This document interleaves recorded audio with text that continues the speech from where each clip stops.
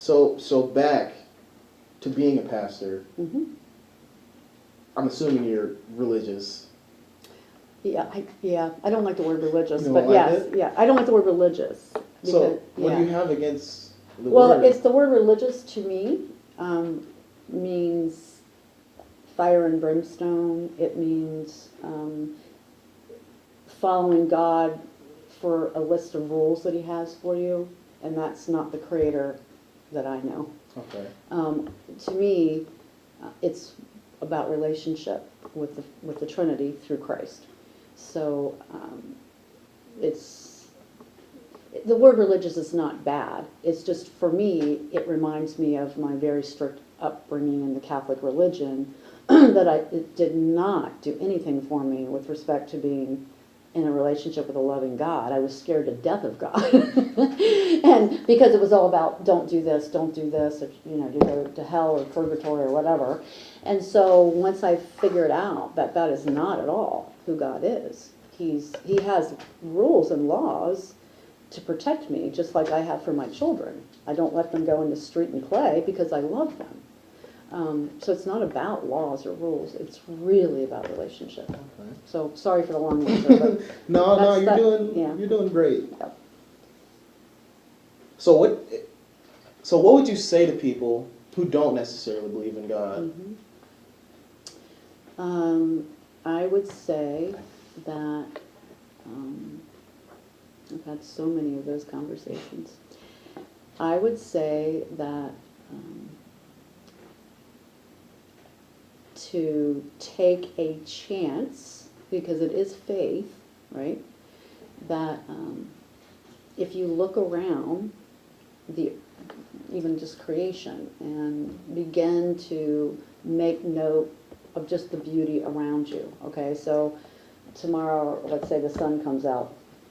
Wow, that'd be great, wouldn't it? Because it's been so cold, right? Fantastic. So we go outside and we notice the sun. We go to the ocean and we notice the ocean. And that's how I began to really discover. I'm like, there's got to be some benevolent, beautiful creator that has done this for me, because I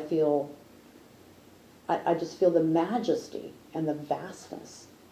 And so then I would begin to have conversations and say, if you're out there, show me.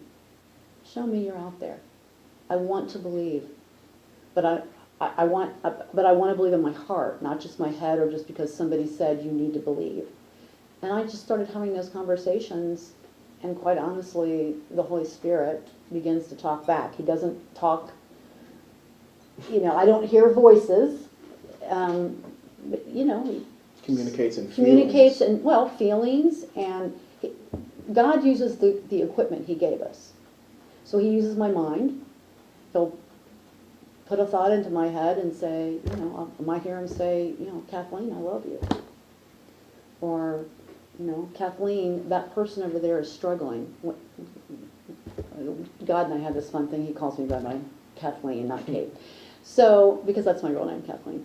So He'll say, Kathleen, go tell that person that is behind that grocery line. And this happens to me all the time. Go tell them I love them. Or go tell them this or that. So I've kind of practiced listening to the Holy Spirit, just like I now know, Marcel, when you called me yesterday, I knew immediately it was you because of your voice. I know you now, right? So I've spent some time and I know your voice. The same thing is true of God.